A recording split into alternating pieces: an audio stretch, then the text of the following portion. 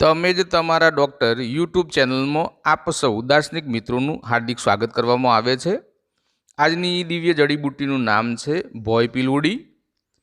આ વનસ્પતિને હિન્દીમાં મકોય અને સંસ્કૃતમાં કાકમાચી તરીકે ઓળખવામાં આવે છે। આ વનસ્પતિનું લેટિન નામ છે સોલેનમ નાઇગ્રમ। આ વનસ્પતિને અંગ્રેજીમાં બ્લેક નાઇટ શેડ તરીકે ઓળખવામાં આવે છે। ભોય પીલુડીના ઔષધીય ગુણો। ભોય પીલુડી મૂત્રવર્ધક એટલે કે ડાયુરેટિક, રેચક, શીતળ, કડવી, તીખી, ત્રિદોષનાશક એટલે કે કફ, પિત્ત અને વાયુનો નાશ કરનારી, રસાયણ એટલે કે વૃદ્ધત્વને દૂર રાખનારી, કંઠ સુધારક, શોથહર એટલે કે તમામ પ્રકારના સોજાઓ માટે લાભદાયી, પીડાશામક, કોઢ એટલે કે કુષ્ઠ રોગો, સફેદ દાગ, હરસ, ચળ, તાવ, પ્રમેહ, હેડકી, સૂળ, ગાઉટ એટલે કે વાત, રક્ત રોગો, મૂત્ર રોગો, હૃદય રોગ વગેરે માટે આ વનસ્પતિ હિતકારી છે। કાકમાચીના મુખ્ય ઘટકો, તેમાં steroidal saponins, steroidal alkaloids, flavonoids, coumarin, lignin, organic acid, volatile oil, polysaccharides and other ingredients. આધુનિક વૈજ્ઞાનિક સંશોધનોને આધારે તેમાં સોલેનાઇન તરીકે ઓળખાતો આલ્કેલોઇડ્સ ઝેરી હોય છે। આધુનિક વૈજ્ઞાનિકોના સંશોધનને આધારે 100 ગ્રામ કાકમાચી લેવાથી મળતા ઘટકો, એમાં 2.9થી 6.1 મિલીગ્રામ આયર્ન એટલે કે લોહ તત્વ, 210 મિલીગ્રામ કેલ્શિયમ, 0.20 મિલીગ્રામ કોપર, 0.14થી 0.50 મિલીગ્રામ થાઇમિન, 2 ગ્રામ ફાઇબર્સ અને 85થી 91 ગ્રામ પાણી હોય છે। ઔષધ દર્શન અને પરિચય। ભોય પીલુડી એ સોલેનેસી કુળની વનસ્પતિ છે।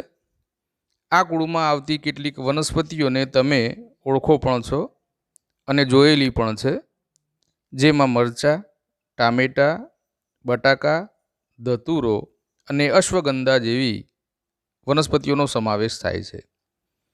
ભોય પીલુડી એ એક વર્ષાયુ કે બહુવર્ષાયુ છોડ સ્વરૂપની વનસ્પતિ છે। તેના છોડ ખેતરના શેઢે, પડતર જમીન, ખેતરોમાં નિંદામણની સાથે ઉગી નીકળે છે। તે 1થી 3 ફૂટની ઊંચાઈ ધરાવે છે। તેના પર્ણો મરચાના પાનને મળતા આવે છે। તેના ફૂલો પણ મરચાં અને ટામેટીના છોડને હોય તેવા, પરંતુ સફેદ રંગના ગુચ્છમાં અને અધોમુખ રહે છે। ફળ કદમાં નાના, કાચા હોય ત્યારે લીલા રંગના અને પાકે ત્યારે ટામેટાના ફળ જેવા કદમાં નાના અને કાળા રંગના, સ્વાદે ખટમીઠા હોય છે। ફાગણ મહિનામાં ફળ પરિપક્વ થતા હોય છે। આ પાકા ફળોનો ઉપયોગ ખાવામાં થાય છે। જો તમે આ ચેનલ ઉપર નવા હોવ તો તમે જ તમારા ડૉક્ટર યુટ્યુબ ચેનલને લાઇક, શેર અને સબસ્ક્રાઈબ કરશો। આપણે હવે આ વનસ્પતિના ઔષધીય ફાયદા વિશે વાત કરીશું। આ વનસ્પતિના પાકા ફળો ખૂબ જ ઉપયોગી છે।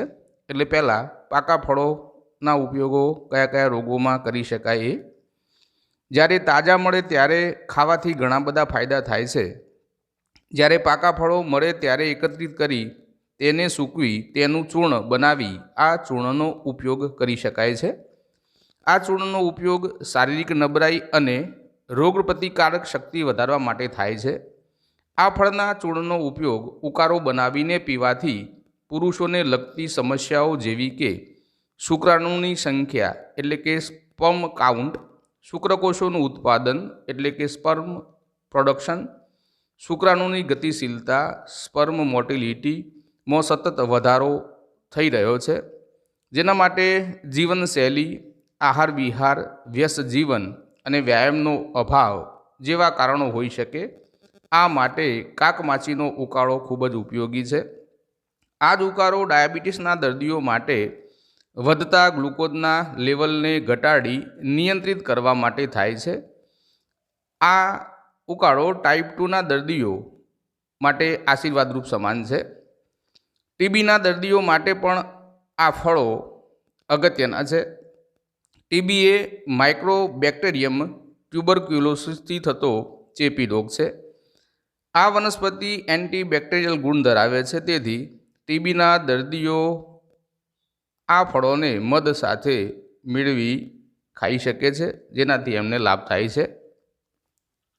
પાકા ફળોને લસોટી તેની લુગદી ચહેરા ઉપર મસળવાથી ખીલ, કાળા ડાઘ અને કરચલી દૂર કરી ચહેરાની તેજસ્વીતા વધારે છે.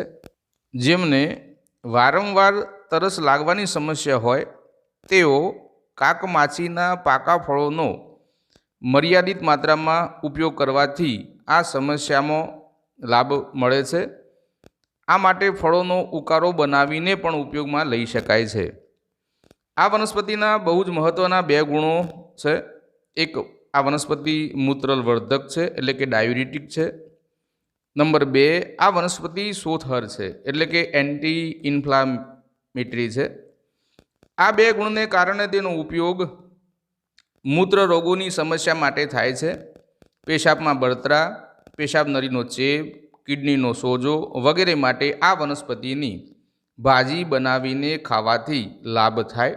તદ ઉપરાંત વાયુ પ્રકૃતિને લીધે ઉદ્ભવતી સમસ્યાઓ જેવી કે પેટમાં દુખાવો, પેટનું ફૂલવું, સોદાના દુખાવા વગેરે માટે આ વનસ્પતિના કુમળા પાનની ભાજીનું શાક બનાવી ઉપયોગમાં લેવાય છે.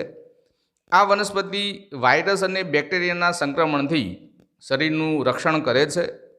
આ વનસ્પતિ હિપાટોપ્રોટેક્ટિવ એટલે કે યકૃતનું રક્ષણ કરનાર અથવા લીવરની સમસ્યાઓથી આપણા શરીરનું રક્ષણ કરે છે.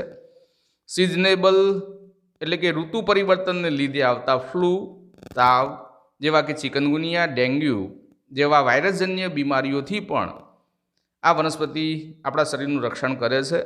કમળો એટલે કે જોઇન્ડિસ, ફેટી લીવર, લીવરનો સોજો વગેરેમાં આ વનસ્પતિના પંચાંગ એટલે કે સમગ્ર છોડને લાવી સૂકવી એનું ચૂર્ણ બનાવવું અને એમાંથી અડધી ચમચી ચૂર્ણ નાખી એનો પાણીમાં ઉકાળો બનાવી પીવાથી લાભ થાય છે.